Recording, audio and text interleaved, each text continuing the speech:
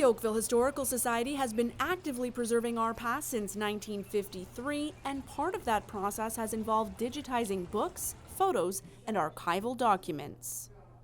One of the most intriguing donations we had was, I guess a woman was downsizing. She had a shoebox with 200 letters from 2 Oakville boys who served in World War I. These letters are 100 years old, and in between them were letters from their mother back to them. And we very carefully, opened up the envelopes and put the letters into sleeves. And a volunteer came by and asked what she could do, and I showed her the collection. She says, "I don't care how long it takes, I'm going to do this."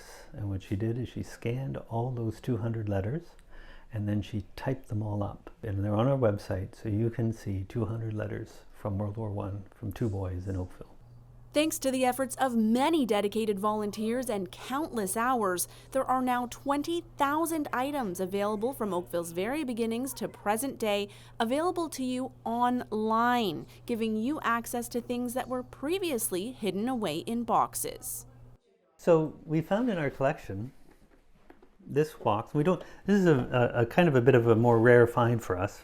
We only have this many of them, and they're glass plate negatives. And when I found them, I looked at them and I said, well, who knows what that's going to come out like. But we tried scanning from this glass plate negative, and we created a very fine resolution print from it, which we have on display in our display room.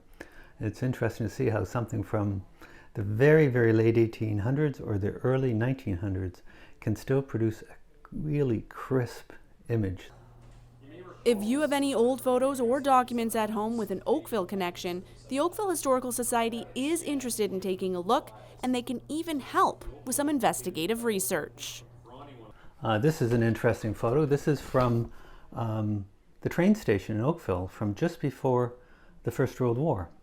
What's interesting is that the person who gave it to us was trying to date this photograph, and noticed on the side angle there's a calendar.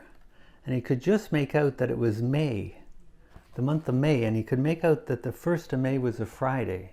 So he researched to find out what year the 1st of May was on a Friday.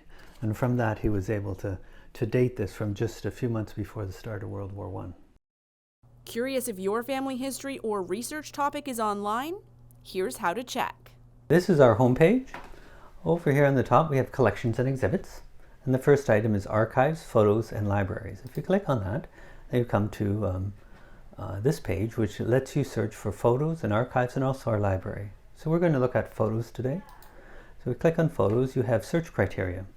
The important thing to know is when you enter more than one word, if you want those 2 words together, you have to put quotation marks on them. So we're going to put in a name.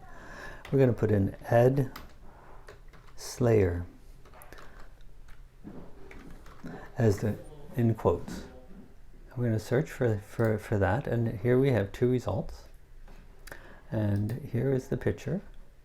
Gives some information about the picture, what the search terms were.